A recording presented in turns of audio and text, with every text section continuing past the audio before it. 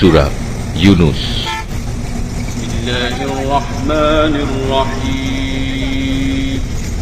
রহমান রহিম আল্লাহ তাআলার নামে।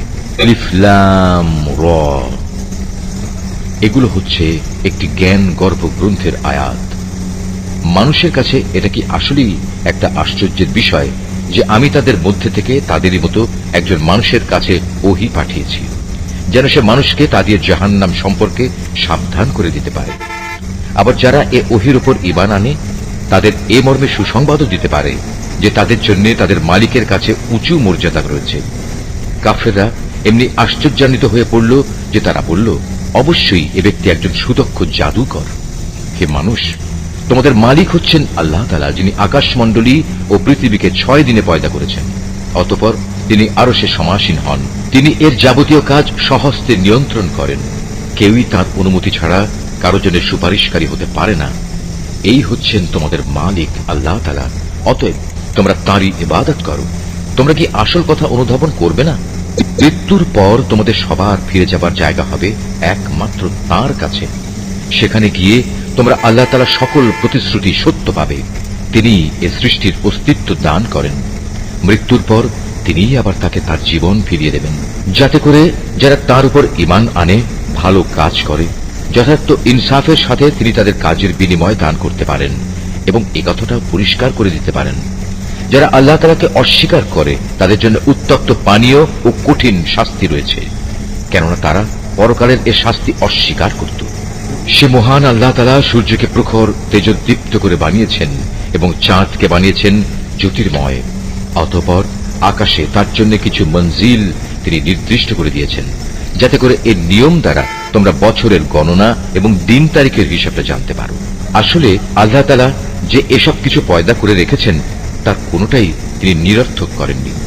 যারা সৃষ্টি রহস্য সম্পর্কে জানতে চায় তাদের জন্য আল্লাহ তাআলা তার নিদর্শন খুলে খুলে বর্ণনা করেন।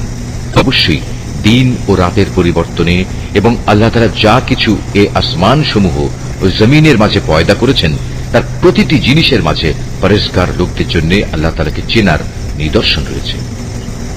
মানুষের মাঝে যারা মৃত্যুর পর আমার সাথে সাক্ষাতের প্রত্যাশী নয়, যারা এ পার্থিব জীবন নিয়েই সন্তুষ্ট এবং এখানকার সবকিছু নিয়েই পরিতৃপ্ত, সর্বোপরি যারা আমার সৃষ্টি বৈচিত্র্যের নিদর্শন সমূহ থেকে গাফেল থাকে, তারাই হচ্ছে সেসব লোক যাদের নিশ্চিত ঠিকানা হবে জাহান্নামের আগুন। এ হচ্ছে তাদের সে কর্মফল যা তারা দুনিয়ার জীবনে অর্জন করেছে। অপরদিকে যারা আল্লাহ তাআলার উপর ঈমান এনেছে এবং নেক কাজ করেছে, তাদের মালিক তাদের এই ঈমানের কারণেই তাদের সঠিক পথ দেখাবেন। তাদের তলদেশ দিয়ে অসংখ্য নিয়ামতে পরিপূর্ণ জান্নাতে সুপেয় ঝর্ণাধারা প্রবাহমান থাকবে। এ সময়ে তাদের মুখে একটি মাত্র ধ্বনি প্রতিধ্বনিত হতে থাকবে, হে আল্লাহ, তুমি কত মহান, কত পবিত্র। সেখানে তাদের পারস্পরিক অভিবাদন হবে সালাম, এবং তাদের শেষ কথা হবে যাবতীয় তারিফ সৃষ্টিকুলের মালিক আল্লাহ তাআলার জন্য। ভেবে দেখো, আল্লাহ তাআলা যদি মানুষের জন্য তাদের অন্যায় কাজকর্মের শাস্তি দিতে গিয়ে অকল্যাণকে ত্বরান্বিত করতেন, যেভাবে মানুষ নিজেদের কল্যাণ ত্বরান্বিত করতে চায়, তাহলে তাদের অবকাশ দেওয়ার এই সুযোগ কবেই শেষ হয়ে যেত। কিন্তু আল্লাহ তাআলা তাদের ঢিল দিয়ে রেখেছেন। অতঃপর যারা আমার সাথে সাক্ষাতের আশা করে না, আমি তাদের নাফরমানির জন্য তাদের উদ্ভ্রান্তের মতো ঘুরে বেড়াতে দিই। মানুষকে যখন কোনো দুঃখ দৈন্য স্পর্শ করে তখন সে বসে শুয়ে দাঁড়িয়ে সর্বাবস্থায় আমাকেই ডাকে। অতঃপর আমি যখন তার দুঃখ কষ্ট তার কাছ থেকে সরিয়ে নিয়ে যাই, তখন সে এমনই বেপরোয়া হয়ে চলতে শুরু করে, তাকে যে একসময় দুঃখ কষ্ট স্পর্শ করেছিল মনে হয় তা দূর করার জন্য আমাকে সে কখনো ডাকেইনি। এভাবেই যারা বারবার সীমা লঙ্ঘন করে তাদের জন্য তাদের কাজকর্ম শোভনীয় করে দেওয়া হয়েছে। তোমাদের আগে অনেক কয়েকটি মানব গোষ্ঠীকে আমি ধ্বংস করে দিয়েছি যখন তারা জুলুম করতে শুরু করেছিল, অথচ তাদের কাছে আমার সুস্পষ্ট নিদর্শন সহ তাদের রাসূলরা এসেছিল, কিন্তু তারা কোনো রকমেই ঈমান আনল না। এভাবেই ধ্বংসের মাধ্যমে আমি নাফরমান জাতিদের তাদের জুলুমের প্রতিফল দিয়ে থাকি। অতঃপর আমি এ জমিনে তাদের জায়গায় তোমাদের খলিফা করে পাঠিয়েছি। আমি দেখতে চাই তোমরা আমার সাথে কি ধরনের আচরণ করো। হে নবী, যখন আমার সুস্পষ্ট আয়াতসমূহ তাদের পড়ে শোনানো হয়, তখন তাদের মধ্যে যারা আমার সাথে মৃত্যুর পর কোন রকম দেখা সাক্ষাতের আশা করে না, তারা ঔদ্ধত্যের সাথে তোমাকে বলে, এছাড়া অন্য কোনো কোরআন নিয়ে এসো কিংবা একে বদলে দাও। তুমি এদের বলো, আমার নিজের এমন কোনো ক্ষমতাই নেই যে আমি একে বদলে দেব। আমি তো তাই অনুসরণ করি যা আমার উপর ওহী আসে। আমি যদি আমার মালিকের কোন রকম নাফরমানি করি, তাহলে আমি একটি মহা দিবসের কঠিন শাস্তির ভয় করি। তাদের তুমি এও বলো, আল্লাহ তাআলা না চাইলে আমি তোমাদের কাছে এ কোরআন তো পাঠই করতাম না। আমি তো এ গ্রন্থ সম্পর্কে তোমাদের কোনো কিছু জানাতামই না। কিন্তু আমি তো এর আগেও তোমাদের মাঝে অনেকগুলো বয়স কাটিয়ে এসেছি। তোমরা কি বুঝতে পারছো না? অতঃপর বলো, তার চেয়ে বড় জালেম আর কে হতে পারে যে আল্লাহ তাআলার উপর মিথ্যা আরোপ করে কিংবা তার আয়াত অস্বীকার করে? এ ধরনের নাফরমান লোকেরা কখনোই সফলকাম হয় না। এই মূর্খ লোকেরা আল্লাহ তাআলাকে বাদ দিয়ে এমন কিছুর উপাসনা করে যা তাদের কোন রকম ক্ষতি করতে পারে না, আবার তা তাদের কোন রকম উপকারও করতে পারে না। তারা বলে, এগুলো হচ্ছে আল্লাহ তাআলার কাছে আমাদের সুপারিশকারী। তুমি এ মুশরিকদের বলো, তোমরা কি আল্লাহ তাআলাকে এমন কোন কিছুর খবর দিতে চাও যা তিনি আসমান সমূহের মাঝে অবহিত নন এবং জমিনের মাঝেও নন? তিনি পাক, পবিত্র এবং মহান। তারা যে শিরক করে তিনি তার চাইতে অনেক ঊর্ধ্বে। মানুষ ছিল একই জাতি, অতঃপর তারা তাদের মাঝে মতবিরোধ সৃষ্টি করেছে। তোমার মালিকের পক্ষ থেকে তাদের শাস্তির মুহূর্তটি মৃত্যুর পরবর্তী জীবন পর্যন্ত স্থগিত করার ঘোষণা না থাকলে কবেই সে বিষয়ে ফয়সালা হয়ে যেত। আজ এ বিষয় নিয়ে তারা মতবিরোধ ঘটায়। তারা আরো বলে, তার মালিকের কাছ থেকে তার উপর কোন নিদর্শন অবতীর্ণ হয় না কেন? তুমি তাদের বলো, গায়েব সংক্রান্ত যাবতীয় জ্ঞান তো একমাত্র আল্লাহ তাআলার কাছে। অতএব আল্লাহ তাআলার সে গায়েবী ফয়সালার জন্য তোমরা অপেক্ষা করো, আর আমিও তোমাদের সাথে সেদিনের প্রতীক্ষা করছি। মানুষকে দুঃখ মুসিবত স্পর্শ করার পর যখন আমি তাদের কিছুটা করুণার স্বাদ ভোগ করাই, তখন সাথে সাথেই তারা আমার রহমতের নিদর্শন সমূহের সাথে চালাকি শুরু করে দেয়। হে নবী, তুমি বলো, কলা কৌশলে আল্লাহ তাআলা সবার চাইতে বেশি তৎপর। অবশ্যই আমার ফেরেশতারা তোমাদের যাবতীয় কলা কৌশলের কথা তোমাদের আমল নামায় লিখে রাখে। ই মহান আল্লাহ তাআলা, যিনি তোমাদের জলে স্থলে ভ্রমণ করান। এমনকি তোমরা যখন নৌকায় আরোহণ করো এবং এই নৌকাগুলো যখন তাদের নিয়ে অনুকূল আবহাওয়ায় চলতে থাকে, তখন নৌকার আরোহীরা এতে ভীষণ আনন্দিত হয়।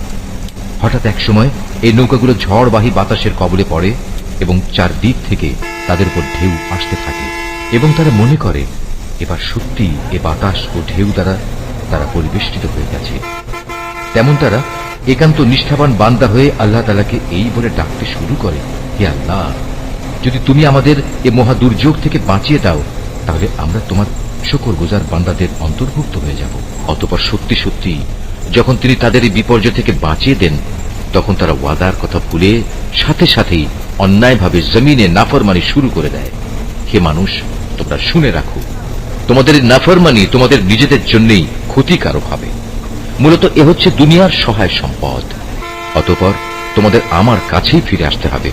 তখন আমি তোমাদের বলে দেব দুনিয়ার জীবনে তোমরা কে কি করতে। এ পার্থিব জীবনের উদাহরণ হচ্ছে, যেমন আমি আকাশ থেকে পানি বর্ষণ করলাম, যা দ্বারা অতঃপর জমিনের গাছপালা ঘন সন্নিবিষ্ট হয়ে উদ্গত হল, যা থেকে মানুষ ও জন্তু জানোয়াররা তাদের আহার সংগ্রহ করল। এরপর একদিন যখন জমিন তার সৌন্দর্যের রূপ ধারণ করল এবং আপন সৌন্দর্যে সে শোভিত হয়ে উঠল, তখন এসব দেখে তার জমিনের মালিক মনে করল তারা বুঝি এর ফসল ভোগ করার উপর এখন সম্পূর্ণ ক্ষমতাবান হয়ে গেছে। এ সময় হঠাৎ করে রাতে কিংবা দিনে আমার আযাবের ফয়সালা তাদের উপর আপতিত হল। ফলে আমি তাদের এমন ভাবে নির্মূল করে দিলাম যেন গতকাল পর্যন্ত এখানে তার কোনো অস্তিত্বই ছিল না। এভাবেই আমি আমার আয়াতসমূহ সেসব জাতির জন্য খুলে খুলে বর্ণনা করি যারা এ সম্পর্কে চিন্তা ভাবনা করে। যে মানুষ, তোমরা এই পার্থিব জীবনের ধোকায় পড়ে আছো, অথচ আল্লাহ তাআলা তোমাদের চিরস্থায়ী এক শান্তির নিবাসের দিকে ডাকছেন। তিনি যাকে ইচ্ছা করেন তাকে সহজ সরল পথে পরিচালিত করেন। যারা ভালো কাজ করেছে যাবতীয় কল্যাণ তো থাকবে তাদের জন্যই, এবং থাকবে তার চাইতেও বেশি। সেদিন তাদের চেহারা কোনো কালিমা ও হীনতা দ্বারা আচ্ছন্ন থাকবে না। তারাই হবে জান্নাতের অধিবাসী, তারা সেখানে থাকবে চিরদিন। অপরদিকে যারা মন্দ কাজ করেছে তাদের মন্দের প্রতিফল তেমন মন্দই হবে। অপমান তাদের আচ্ছন্ন করে ফেলবে। সেদিন আল্লাহর আযাব থেকে তাদের রক্ষাকারী কেউই থাকবে না। তাদের চেহারা এমনই কালো হবে যেন রাতের অন্ধকার ছিঁড়ে তার একটি টুকরো তাদের মুখের উপর ছেয়ে দেয়া হয়েছে। এরা হচ্ছে জাহান্নামের অধিবাসী, সেখানে তারা চিরদিন থাকবে। হে নবী, তুমি তাদের সেদিনের ব্যাপারে সাবধান করো যেদিন আমি তাদের সবাইকে আমার সামনে একত্রিত করব। অতঃপর যারা আমার সাথে শরিক করেছে তাদের আমি বলবো, তোমরা এবং যাদের তোমরা শরিক করেছ স্ব স্থানে অবস্থান করো। এরপর আমি তাদের এক দলকে আরেক দল থেকে আলাদা করে দেব, এবং যাদের তারা শরিক করেছিল তারা বলবে, না, তোমরা তো কখনো আমাদের উপাসনা করতে না। আজ আল্লাহ তাআলাই আমাদের এবং তোমাদের মাঝে সাক্ষ্য প্রদানকারী হিসেবে যথেষ্ট হবেন। আমরা তোমাদের উপাসনার ব্যাপারে আসলেই গাফেল ছিলাম। এভাবেই সেদিন প্রত্যেক ব্যক্তি নিজের কর্মফল যা সে করে এসেছে পুরোপুরি জানতে পারবে, এবং সবাইকে তাদের আসল মালিক আল্লাহ তাআলার কাছে ফিরিয়ে নেওয়া হবে। দুনিয়ায় তারা যেসব মিথ্যা ও অলীক কথাবার্তা আল্লাহ তাআলা সম্পর্কে উদ্ভাবন করত, নিমেষেই তা তাদের কাছ থেকে হারিয়ে যাবে। হে নবী, তুমি বলো, সে কে যে তোমাদের আসমান ও জমিন থেকে জীবিকা সরবরাহ করে? অথবা তোমাদের শোনা ও দেখার ক্ষমতা কার কর্তৃত্বাধীন? কে আছে এমন যে জীবিতকে মৃত থেকে আবার মৃতকে জীবিত থেকে বের করে আনে? কে আছে এমন যে এ সব কিছুর পরিকল্পনা প্রণয়ন করে? তাদের এসব প্রশ্ন করলে তারা সাথে সাথে বলে উঠবে, হ্যাঁ, অবশ্যই আল্লাহ। তুমি তাদের বলো, যদি তাই হয় তাহলে সত্য অস্বীকার করার পরিণামকে কি তোমরা ভয় করবে না? তিনি আল্লাহ তাআলা, তিনি তোমাদের আসল মালিক। সত্য আসার পর তাকে না মানা গুমরাহি নয়তো আর কি? সুতরাং তাকে বাদ দিয়ে বলো, তোমরা কোন দিকে ধাবিত হচ্ছ? এভাবেই যারা নাফরমানি করেছে তাদের উপর তোমার মালিকের সে কথাই সত্য বলে প্রমাণিত হলো যে এরা কখনো ঈমান আনবে না। তুমি তাদের আরো বলো, তোমাদের বানানো এসব শরীকদের মধ্যে এমন কেউ কি আছে যে প্রথমবার বানাতে পেরেছিল, অতঃপর মৃত্যুর পর আবারও তা তৈরি করতে পারবে? তুমি বলো, আল্লাহ তাআলা এই সৃষ্টিকে প্রথম অস্তিত্ব প্রদান করেন, অতঃপর দ্বিতীয়বার তিনিই তাতে পুনরায় জীবন দান করেন। এরপরেও তোমরা কেন বারবার সত্য থেকে বিচ্যুত হচ্ছ? এদের আরো বলো, তোমাদের বানানো শরীকদের মধ্যে এমন কে আছে যে মানুষকে সঠিক পথ দেখাতে পারে? তুমি বলো, হ্যাঁ, আল্লাহ তাআলাই সঠিক পথ দেখাতে পারেন। যিনি সঠিক পথ দেখান তিনি অনুসরণের বেশি যোগ্য, না সে ব্যক্তি যে নিজেই কোনো পথের সন্ধান পায় না যতক্ষণ না তাকে সে পথের সন্ধান দেয়া হয়? তোমাদের একই হলো, কেমন ধরনের ফয়সালা করো তোমরা? তাদের অধিকাংশ ব্যক্তি নিজেদের আন্দাজ অনুমানের অনুসরণ করে।